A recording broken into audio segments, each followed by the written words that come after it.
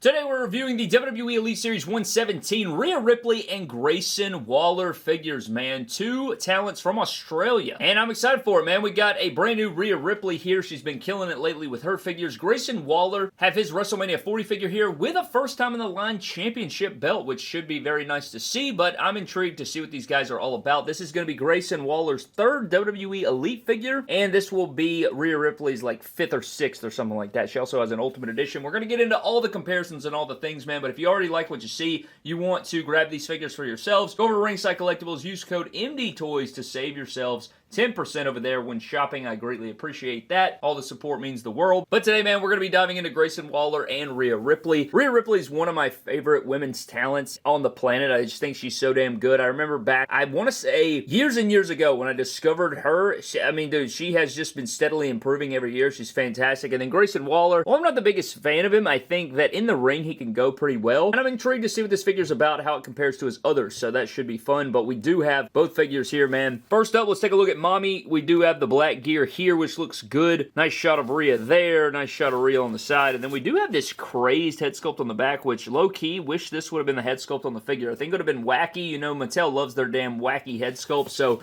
that would have been cool, but we didn't get it. And then we do have Grayson Waller here. A lot of people saying that you could use this head sculpt for your own custom MDT figure if you want to do that. If you don't want to get a custom one or something like that. Haircut's not totally there, but the likeness is you know, I think I'm more handsome. You know, it is what it is, but not bad, not bad. Nonetheless, we spin him to the side, you got him there, and then on the back, you do have a shot of him there, and then we do have the good old Bio Rhea with the rest of the figures in the way, but we're going to crack these two out of their packaging, find out what they're all about, see how they compare to the rest of our figures, and then we will see what they're all about, man. But with that being said, let's crack them out and see how they fit into our WWE action figure collections.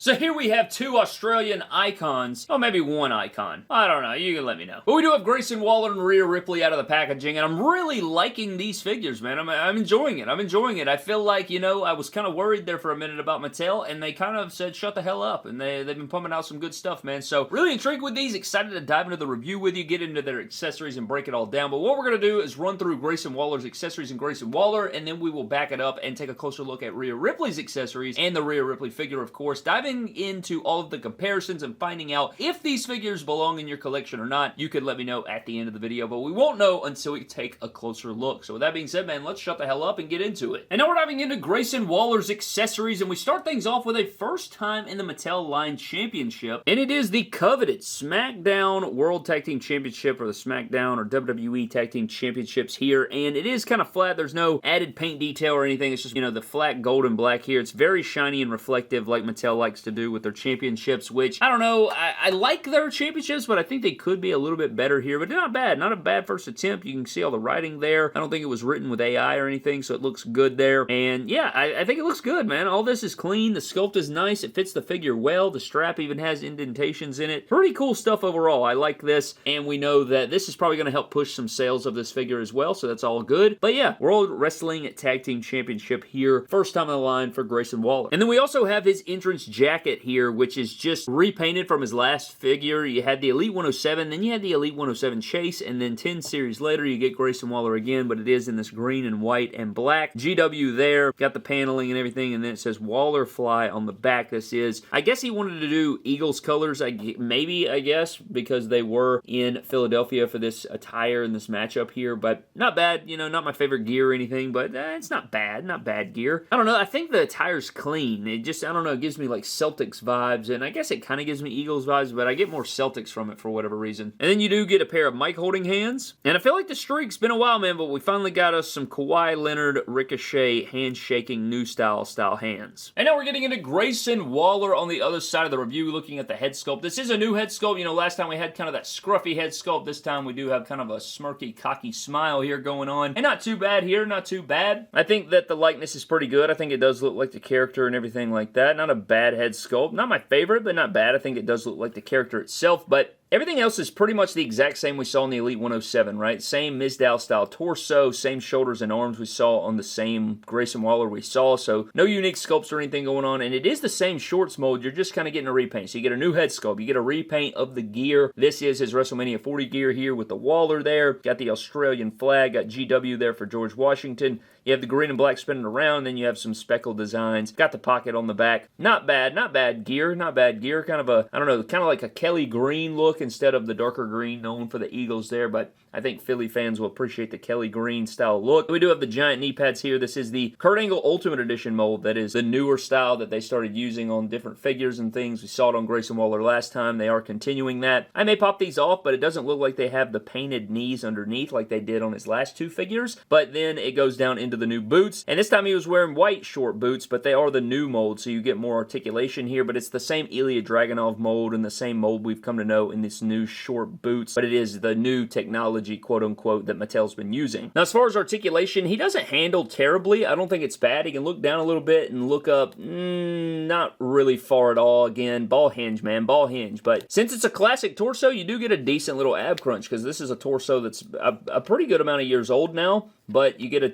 solid waist. All this is the same standard stuff you get, right? Bicep cut, double jointed arms. All this is tight and nice. You don't have to worry about any of that right there. And then he can kick forward pretty good. I like to kick forward here, and he can kick forward pretty decent on the other side as well. Can kick out wide. All this feels good. This gives you a good range of motion. It's not super loose. It feels pretty tight and compact while maintaining a solid thigh cut. And the double jointed knee isn't bad, but with these knee pads, it's going to be atrocious. So I'll probably switch those out at some point, or just get rid of them completely. I think getting rid of them would look pretty good too. And you may have this may be a good mold for a Hook potentially. Maybe a bit tall, to be honest with you. I don't think Hook is 6'3", so probably a little bit too tall. But you could probably maneuver something if you wanted to out of these, you know, these legs and this crotch mold with these short shorts. It'd be really cool if they had a thigh cut and a knee cut, like right when the leg comes out of the shorts, you had a cut there, but there's nothing. But you do get boot rotation and the new ankles, and they go down and up, so they feel really good. So I like the posability of this figure. I just hate the giant knee pads, but figure is quality. Quality figure, nice posability. I think if, you know, get these knee pads out of here, you're going to be cooking pretty solid with matches and posing and things like that. So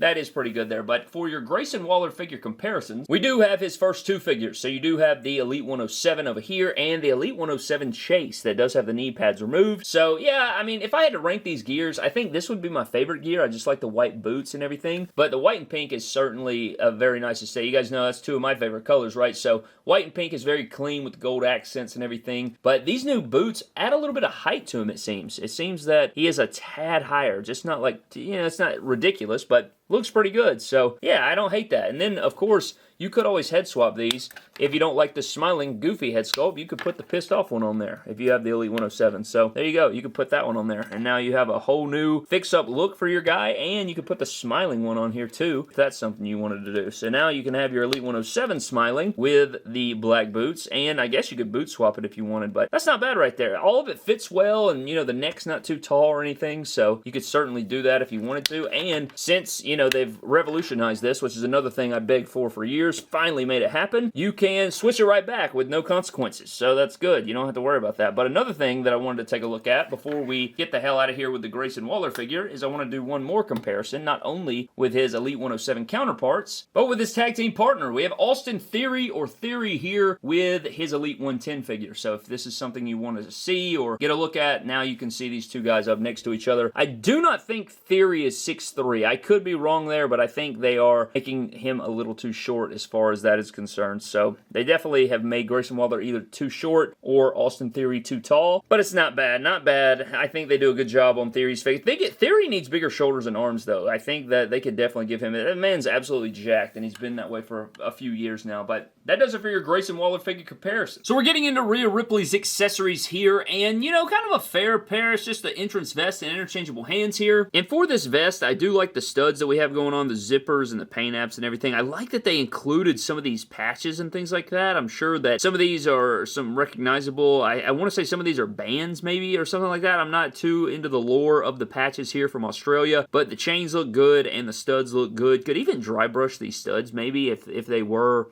you know, just regular metal studs. I bet they were, but nonetheless, you do have the chains there, and then on the back you have Ripley with the flag, which looks so sick. I want to say she's worn this for years, right? Is this her attire from Perth? Is that what it was? from last year, if I'm not mistaken. I could be completely missing the mark there, but nice sculpting and everything, and it won't hinder articulation, which is all I really care about when it comes to the entrance goods. As long as you're not, stuck in that damn pose jacket, I can live with it. Outside of that, you are going to get a pair of mic holding hands that does include her tattoos here on her hands, which is very nice, and you even get the continue tattoo onto the peg, which is nice, but no nail polish or anything like that, which I find it hard to believe. And you also get a pair of fists because it's Rhea Ripley, and she's got to beat the hell out of people, so you had to have a pair of fists. So we're getting into Rhea Ripley, man, starting out with the head sculpt. This is, I want to say this is a brand new head sculpt. It looks very similar to her other smiling head sculpt, the one we saw in the Ultimate Edition, very similar to the one we saw in the Elite 110, but it is different. I think we have a new hair sculpt going on here. You have some makeup or some designs on the face, which is interesting, but I think the likeness is good. You have the piercings and everything going on. It looks like Rhea. I think they got like the mouth shape and everything right. It looks good. I just wish she wasn't smiling. We have so many smiling head sculpts from so many characters, and it's not that they're ugly or they don't look like the character or whatever.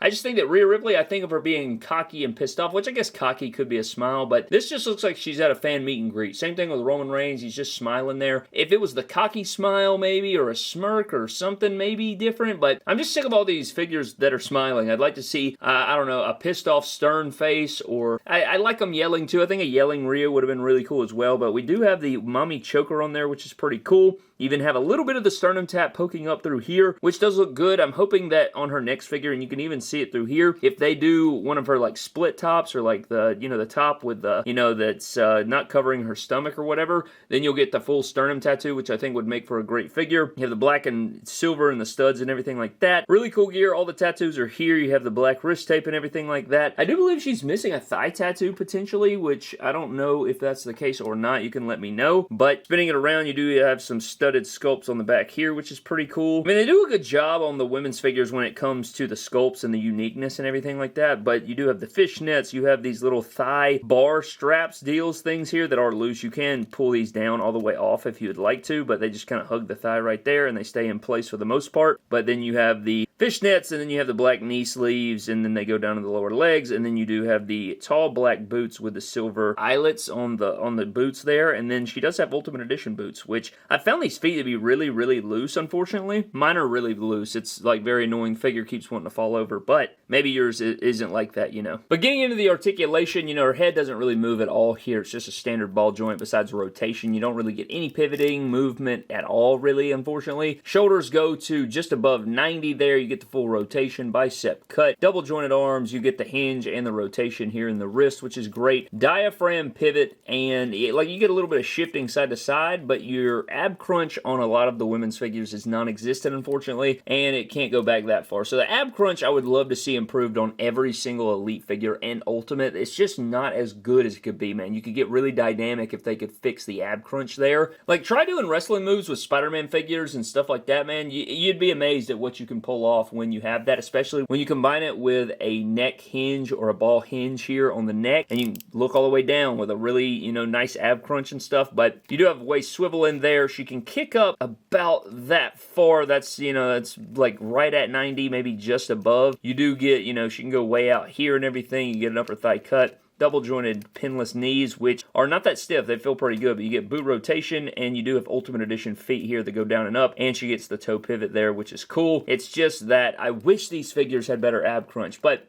I do like this figure. It moves well and all the, things considered, but let's get into some Rhea Ripley figure comparisons, and then we'll get into some other comparisons I want to do. So for your Rhea Ripley figure comparisons, here are a few different Elite Rhea Ripleys, some fixed up, some different, and then we do have the Ultimate Edition here on the left. But we have the Elite 102 Rhea with an Elite 110 head swap. We have the Ultimate Edition Mattel Creations exclusive that came with the Raw ring. We have the Elite 117 here. We have a fix-up Elite Rhea. I made an all-black kind of a fantasy gear with a basic head sculpt, and the Elite 84 Rhea Ripley entrance vest, just kind of a fix-up here, which looks eerily similar to this figure, actually. And then we do have the Elite 110 over here. I think this is every Judgment Day Rhea Ripley. I mean, I guess you could argue that this new one is kind of like fringe non-Judgment Day, or breaking away on her own strong type deal, I guess you could say. But you can see the height comparisons and things like that. And I guess, technically, is she missing a thigh tattoo? I guess she's not missing a thigh tattoo. It's just kind of covered up mostly by the black knee socks or whatever. Or is she missing a tattoo? I don't know. Anyway, I think it's a really good representation of her. I like the, I don't know, the height of it and everything just looks really good. You compare right here to the Ultimate Edition. It looks like the head sculpt's a bit big there, but here's the Ultimate up next to the Elite. Really strong, man. Really strong. I like the head sculpt on the new one, and if you guys have this figure, you know, these head sculpts are removable. Be sure, man, when you pop off any Rhea Ripley head sculpt to do a head swap, always make sure that you don't lose the choker, because the choker always comes off with it, and that's definitely something you do not want to lose, man, so make sure that you are keeping up with that stuff. If you wanted to put this new head sculpt onto the Ultimate, it looks pretty good, and she's jacked and everything, so I think that would work well for your mommy figure there. It looks pretty damn good, so that's something or an option for you there. And then I also have our Elite 84 off screen if you wanted to do like a comparison. So we do have her first Elite there. So I think I have every Elite and Ultimate Rhea Ripley they've made, and a few custom fix-ups just because I like her figures. I like Rhea Ripley. I'm a Rhea Ripley fan. Probably my favorite women's wrestler on the roster right now, but putting these back to normal here, yeah man, not bad here for a selection of Rhea Ripley. I did remove the gauntlets from this one to put onto this fix-up just for shishes and gigs, but I like the little assortment of Rhea Ripleys we have here. Not bad at all. And I'm sure we have plenty more coming down the road. I bet we'll get some more announced. Only thing we're missing now is full sternum tattoo Rhea Ripley. And then for some more figure comparisons with some other women rivals, I guess you could say, we do have the SummerSlam Elite Charlotte Flair. We have the Elite 103 Liv Morgan with a head swap. We have the WrestleMania 41, WrestleMania 39 Bianca Belair. And then we do have the Elite 105 EO there for all of your different comparisons, you know. So just kind of a little,